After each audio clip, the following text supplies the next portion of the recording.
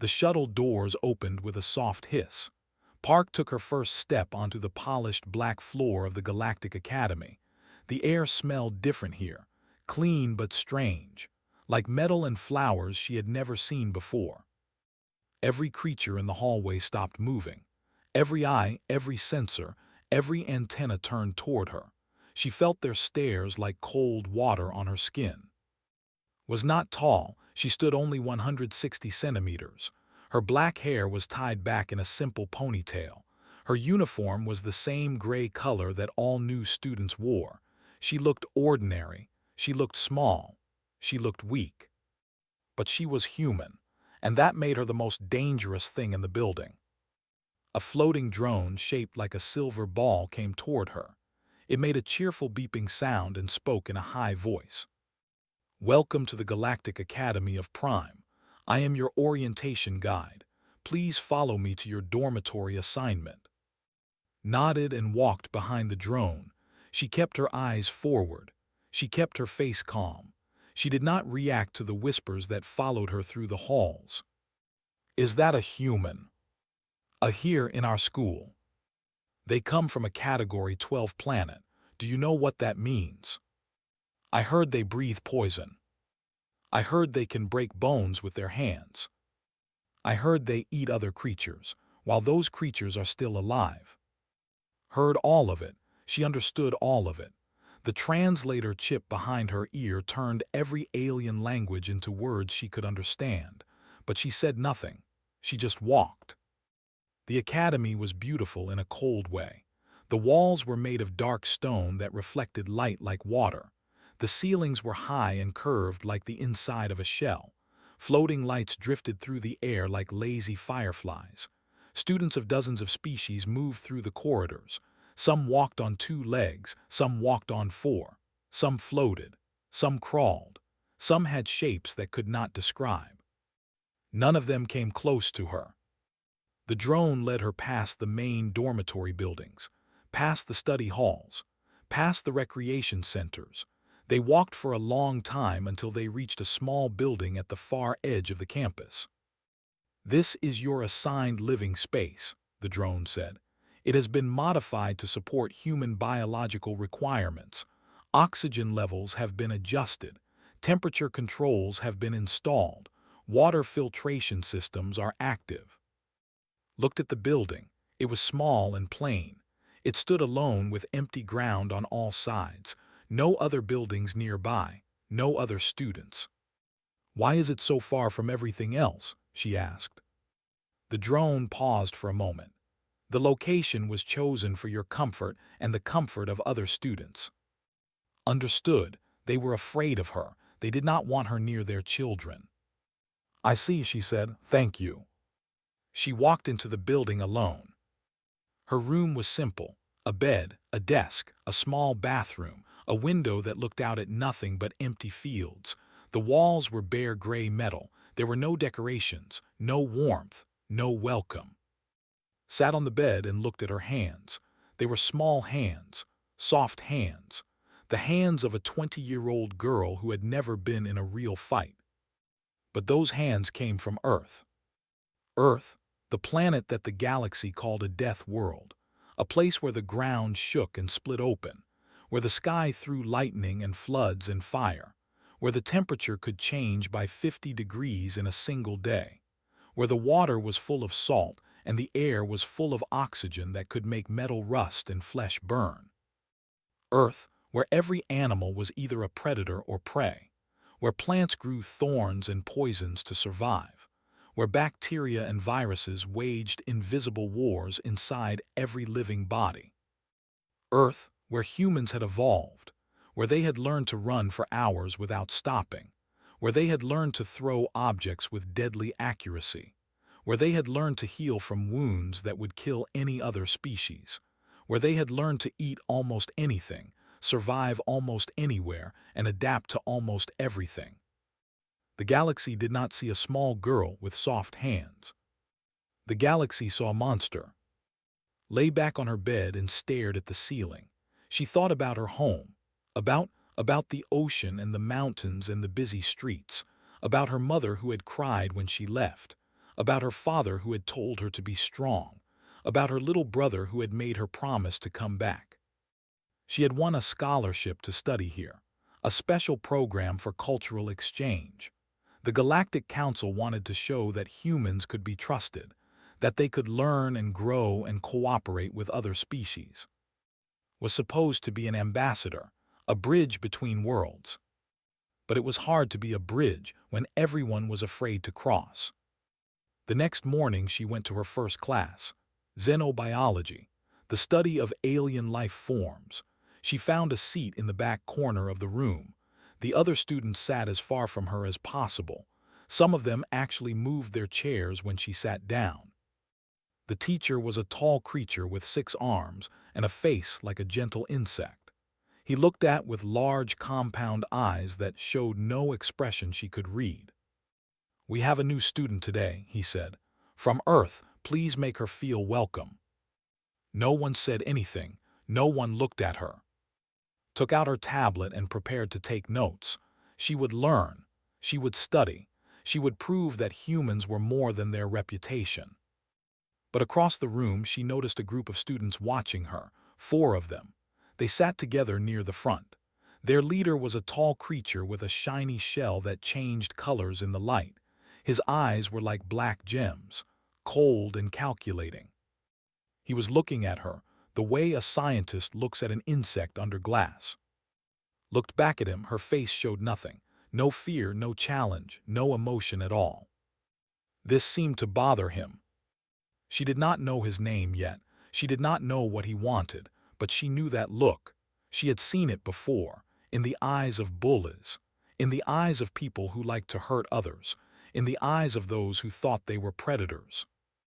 Turned away and focused on the lesson. She would not start trouble. She never started trouble. But she had learned a long time ago that trouble always found her anyway. His name was, his species came from a beautiful planet called where the weather was always mild and the food grew on trees that never died. They had evolved as hunters. They were proud of this. They called themselves apex predators. But their prey had been slow creatures with no claws and no teeth. Hunting on meant outsmarting animals that could barely run. It meant setting traps and waiting. It meant never facing real danger. Had never been hungry. He had never been cold. He had never been afraid for his life. His family was rich and powerful. His future was already planned. He would graduate from the academy, take a position in his family's trading company, and live a comfortable life until he died of old age. He was also cruel, not because he needed to be, but because he could be. Had 3 friends who followed him everywhere. Dross was his species looked like walking mountains. He had gray armored skin and 4 thick arms that could crush metal, but were gentle by nature. They ate plants and avoided conflict. Dross only acted tough because told him to.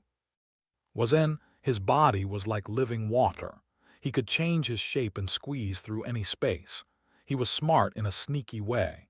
He liked to find secrets and use them against people.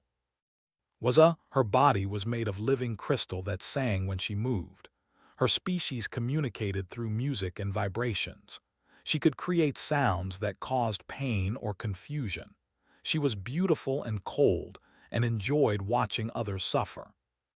Together they ruled the senior class, not through strength but through fear and social power. They decided who was popular and who was not. They chose who succeeded and who failed. Teachers looked the other way when they caused trouble. Other students pretended not to see. When arrived, saw something new, something interesting. "A human," he said to his friends as they watched her eat alone in the cafeteria. She sat at a table in the corner. No one sat near her. She ate slowly and looked at nothing. "She is small," Dross said. His voice was deep like thunder. "She does not look dangerous." "They never do," replied. His body rippled with amusement. "I read the security files. Humans are classified as extreme threats. One human killed a diplomat with no weapons." Dross shifted uncomfortably. "That cannot be true." "It is probably exaggerated," said. He watched with his cold, black eyes. The council spreads these stories to make humans seem important, to give them political power they do not deserve. Then why is she here? Asked. Her voice was like bells ringing. A social experiment, cultural exchange, clicked his mouth parts together. It was a sign of disgust. They want us to accept as equals. They want us to forget what they really are. And what are they? Asked. Animals, said. Clever animals from a broken planet, nothing more. He decided to test this theory. The harassment started small, signed up for a study group. When she arrived, everyone had already left. She reserved time in the library. Her reservation was deleted. She submitted assignments. They were lost in the system and marked late. Spread rumors through the student networks. He said that human sweat was poison, that human breath carried diseases, that humans could not control their violent instincts, that one day would snap and hurt someone. Other students believed him. They had no reason not to, was popular and confident, was strange and silent. She ate alone, she studied alone, she walked to class alone. But she never complained, she never cried, she never showed any reaction at all. This made angry. Look at her, he hissed one day. They were watching her in the corridor. She walked past a group of students who moved away from her like she was diseased. She did not even slow down. She acts like she does not care, like we are beneath her notice. Maybe she really does not care, Dross suggested. Everyone cares, snapped. Everyone wants to belong. She is pretending. She is wearing a mask. I want to see what is underneath. He increased the pressure. He had students bump into her in the hallways. He made sure she was never chosen for group projects. He convinced the cafeteria staff to serve her last so her food was always cold. Endured it all. She did her work. She attended her classes. She earned high marks on every exam. When teachers asked her questions, she answered correctly. When other students insulted her, she said nothing. Her face never changed. Her eyes never showed pain or anger or sadness. Became obsessed. He spent hours watching recordings of her movements. He studied her expressions. He tried to find some crack in her armor. There must be something, he muttered, some weakness, some fear. But he was looking at the problem wrong. He thought was hiding her emotions. He thought her calm face was a mask. He did not understand that the mask was not for him. Had grown up in a tough neighborhood. She had learned early that showing weakness made things worse. Bullies fed on fear. They grew stronger when they saw you cry. The only way to survive was to give them nothing. So she gave them nothing. Every night she went back to her empty room. She sat on her bed and let herself feel everything she had hidden during the day. The loneliness, the frustration, the homesickness that ached in her chest like a physical wound. She called her mother sometimes. She tried to sound happy. She did not talk about the bullying. She did not want her family to worry. "Are you making friends?" her mother asked. "It takes time," said. "Everyone is very different here." "Are they treating you well?" Looked at her bare walls, her empty room, her table for one. "They are treating me exactly as I expected," she said. When the call ended, she allowed herself to cry, just for a few minutes. Then she washed her face and prepared for the next day. She was not weak, she was not broken, she was waiting. Because had learned something else in her tough neighborhood. Bullies always went too far eventually. They always made a mistake. They always gave you a chance to fight back. She just had to wait for the right moment. And she had a feeling it was coming soon. 3 months passed. The leaves on the strange alien trees outside's window changed from blue to purple. The days grew shorter. The academy prepared for midterm examinations. Had adapted to her new life. She knew which corridors to avoid. She knew which times the cafeteria was least crowded. She knew which library corners were quiet enough for real studying. She had also learned about the aliens around her, not from friendship, from observation. She watched how moved. She noticed that their armor had soft spots behind the knees. She saw how they favored their upper arms over their lower ones. She watched the. She learned that they had a central core inside their liquid bodies, a cluster of nerves that controlled everything. If you hit that core, the whole body shut down. She watched the. She saw how his crystalline body had tiny cracks near the chest, old injuries that had healed but left weakness behind. She watched the. She learned that their beautiful shells were actually quite fragile, that their joints bent in ways that could be used against them, that their compound eyes could not track fast movements. Did not plan to use this knowledge. She was not looking for a fight, but her brain collected information automatically. It was how humans survived. Know your environment. Know the creatures around you. Know how to escape. Know how to fight. It was instinct. 10 million years of evolution on a planet that wanted to kill you. Did not understand any of this. He only saw a small girl who would not break. She humiliated me today, he said to his group. They were sitting in his private quarters. The room was large and expensive. Everything in it was meant to show power and wealth. What happened? Asked. The xenobiology presentation. The faculty asked questions about adaptation. She answered every single one. She knew more than the professor. Shell had turned dark red, a sign of anger in his species. She made me look stupid. You asked her a trick question, reminded him, about human pain tolerance. She turned it around on you.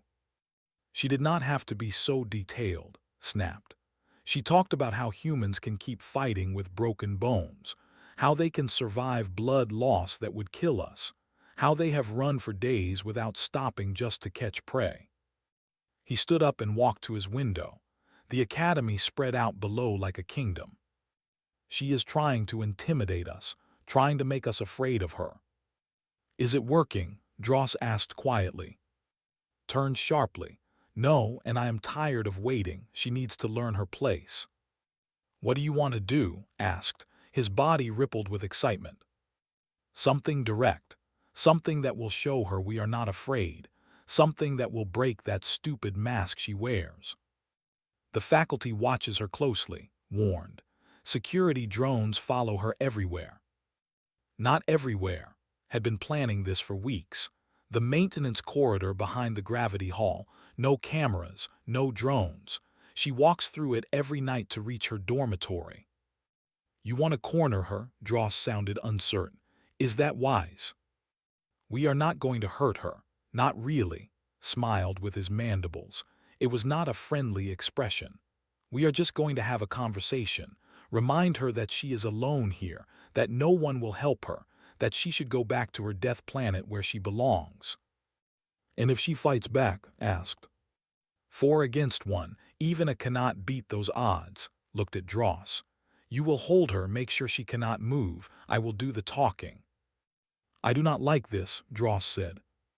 You do not have to like it, you just have to do it. Dross looked at the floor but said nothing more.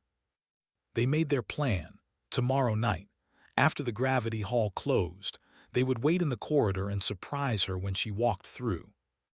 Felt satisfied. Finally he would see what the human was really made of. Finally he would watch her fear. He had no idea what he was walking into. Knew she was being followed. She had known for days. Humans were persistent predators. Their ancestors had survived by tracking animals across vast distances. They had developed senses that most species did not have. The ability to feel when eyes were watching them. The ability to notice small movements in their peripheral vision. The ability to sense danger before it arrived. Every time's group watched her, felt it, like a cold finger on the back of her neck, like a whisper in her ear. She saw the way they looked at her after the presentation. She saw the anger in its body language. She noticed how they whispered together and then looked in her direction. Something was coming, she could feel it. That night she called her father. How are you, little one? His voice was warm and rough. He worked in construction. His hands were hard from years of labor.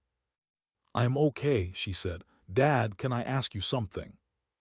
"Anything." "When you were young, when people tried to hurt you, what did you do?" There was a long pause. Her father had grown up poor. He had faced many hard times before his life became stable. "I tried to avoid fighting," he said slowly. "Fighting brings more fighting. It never really solves anything. And when you could not avoid it." Another pause. "Then I finished it fast. I did not let them think they could try again." His voice became serious. "Why are you asking this? Is someone bothering you?" "No," lied. "I was just curious." Her father knew her too well. "If someone is hurting you, tell me. We will bring you home." "I cannot come home. The scholarship, the program, everyone is counting on me." "No program is worth my daughter's safety." Smiled sadly. "I know, Dad. I promise I am being careful. I'm just thinking about things, that is all." They talked for a while longer, about her mother's cooking, about her brother's school grades, about the weather in. When the call ended, sat in the darkness of her room. She thought about what her father said: avoid fighting, but finish it fast if you cannot. She thought about and his friends, 4 against 1, large aliens against a small human girl.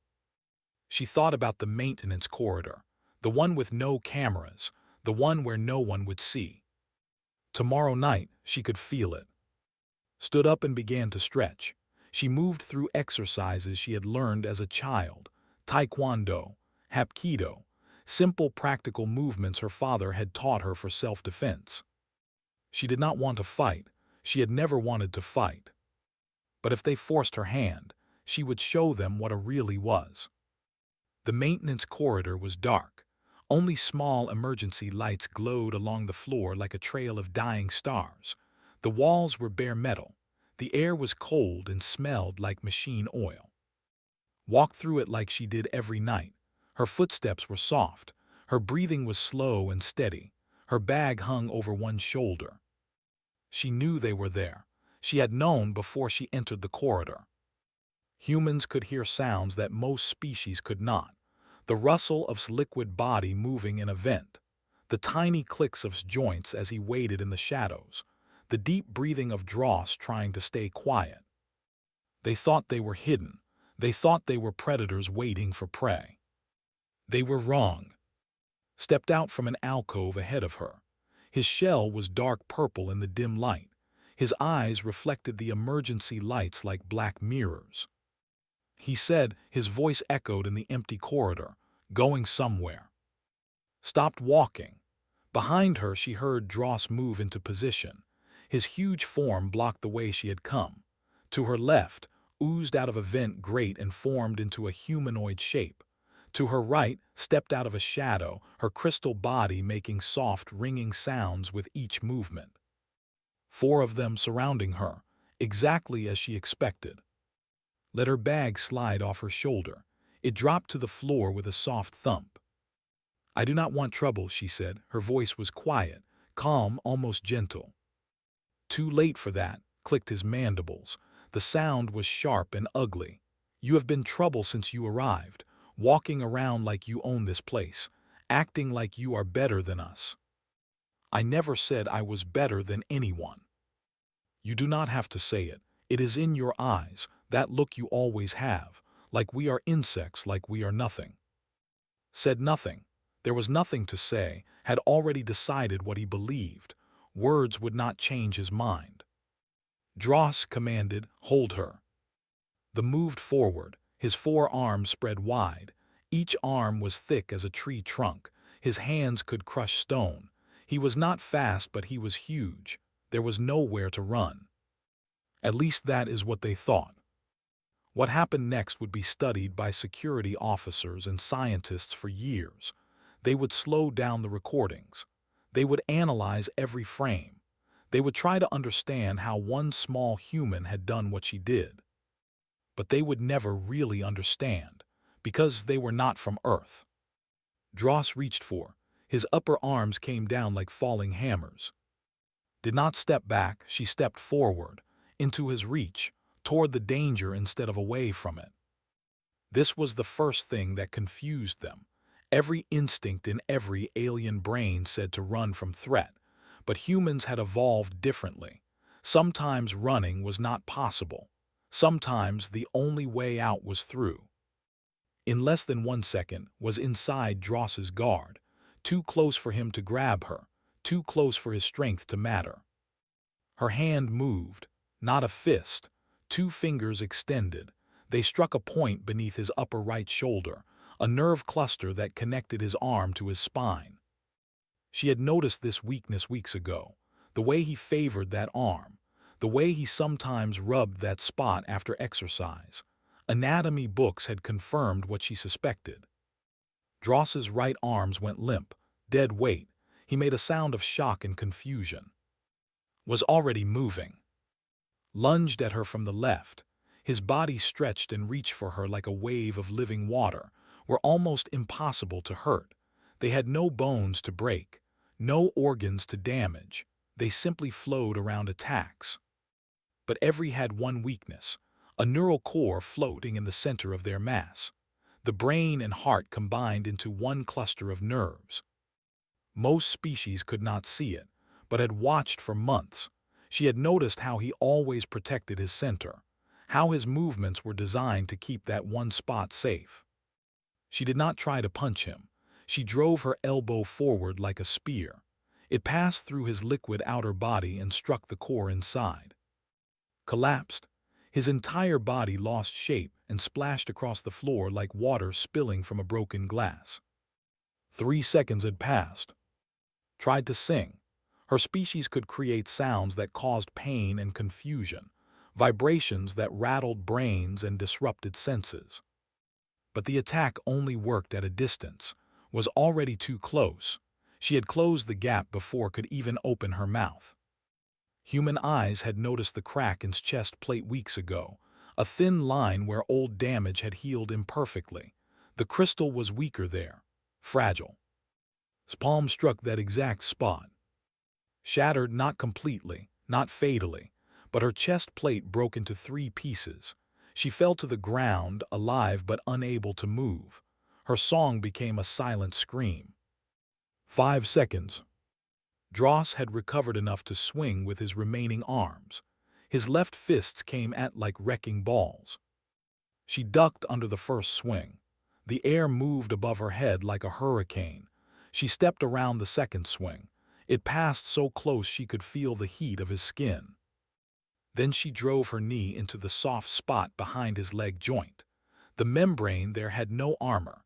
It was where we're most vulnerable. 400 kilograms of alien muscle crashed to the floor.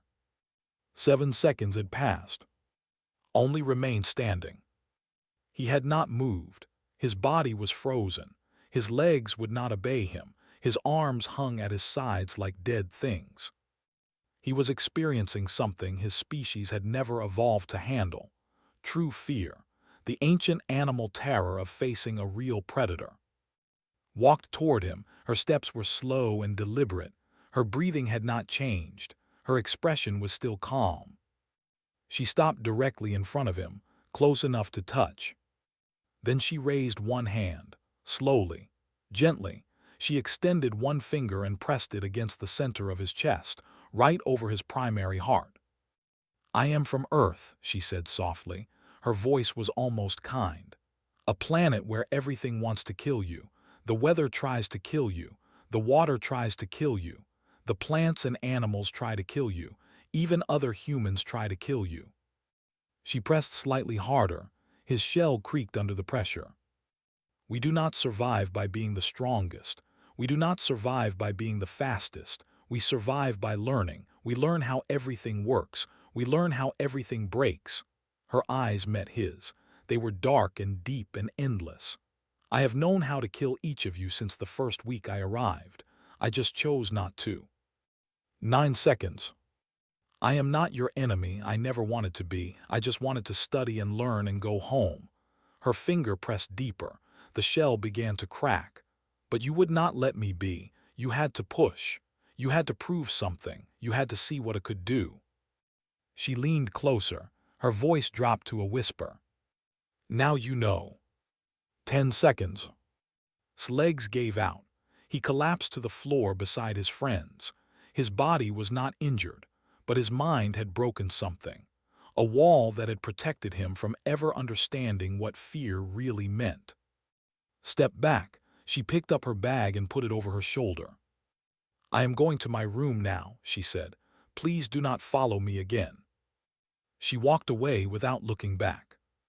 Behind her, 4 of the Academy's most powerful seniors lay on the cold floor, conscious but unable to move, unhurt but completely defeated.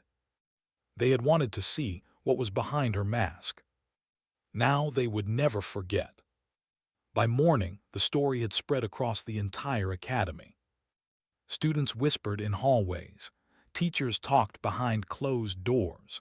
The security office was full of officials watching the same recording over and over again. The details changed with each telling. Some said she had moved like a ghost. Some said she had not even looked at her targets. Some said she had killed them and they had been brought back to life by medical technology. None of these stories were true, but the truth was strange enough.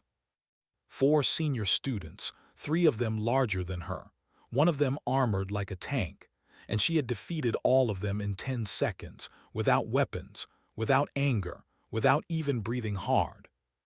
The recording was classified immediately, but copies leaked anyway. Within hours it had spread to other schools, other planets, other species. They called her, the name had been an insult, now it was something else, something closer to awe. And his friends spent 3 days in the medical center.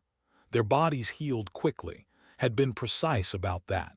She had hurt them exactly enough to stop them and not one bit more. But their minds healed slowly, or not at all. Requested a transfer to another academy. His family approved immediately. He left on a shuttle 1 week later. No one saw him say goodbye to anyone. Dross dropped out completely. He went home to his planet and never spoke about what happened. Some said he woke up screaming at night. Some said he could not close his eyes without seeing her coming toward him. And stayed at the academy, but they were different now. They sat in the back of classrooms.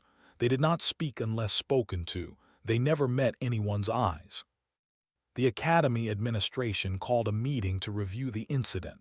Security officials, faculty members, legal advisors, representatives from the Galactic Council. They watched the recording 17 times. She committed no crime, the legal advisor finally said. She was cornered by 4 larger individuals in an isolated location with clear hostile intent. Everything she did was proportional self-defense. Proportional, one faculty member asked. She destroyed them. She did not destroy them. She stopped them. There is a difference. The legal advisor looked tired. Bones heal in days. Neural cores recover with rest. Crystal grows back over time. Psychological trauma is not our jurisdiction. So we do nothing. What would you suggest we do? Punish her for defending herself? The council would never allow it. The political consequences would be enormous. They argued for hours, but in the end they reached only one conclusion. Park had done nothing wrong. The researchers were called in next, 3 scientists who specialized in human biology and behavior. They watched the recording in complete silence. Impressive, one of them said when it ended. Terrifying, another corrected. Both. The third scientist was the oldest. Her species had studied humans since first contact. She could have killed all of them. You understand this. At any point she could have struck lethal blows, but she chose not to. Why does that matter? Because it tells us what humans really are. The old scientist turned off the screen. We have always feared them because of their capacity for violence, but we missed the more important truth. Humans spend most of their energy not being violent. They navigate a world of constant danger by choosing every moment to be gentle. And when they stop choosing, the old scientist looked at her colleagues with ancient eyes. Then you are already dead. You just do not know it yet. In the cafeteria sat at her usual table, the corner, the one no one else wanted. But today something was different. A young was walking toward her, not someone smaller, younger. Her shell was pale green and her eyes were wide with nervousness. Her name was Bora. She was a first-year student. She had watched the recording like everyone else, but she had seen something different in it. She had seen a girl who did not want to fight, a girl who had been pushed and pushed until she had no choice, a girl who had won completely and then simply walked away. That was not a monster. That was someone very sad and very alone. Bora sat down across from. Her legs were shaking, but she did not run away. "Is it true," she asked, "what you did?" Looked up from her food, her expression was the same as always, calm, patient, unreadable. "Probably not the way you heard it. They say you moved like water, like you were not even there." Shrugged, "I just did not want to get hurt." Bora stared at her for a long moment. Then slowly she pushed a small container across the table. It was a delicacy, something sweet and rare. "I thought you might want to try something new," Bora said. "The food here is not very good. This is from my home." Looked at the gift, then at Bora. For a long moment nothing happened. The cafeteria was silent. Everyone was watching, waiting to see what they would do. Then smiled. It was a small smile, gentle and tired and real. The first smile anyone at the academy had ever seen on her face. "Thank you," she said. "I would like that."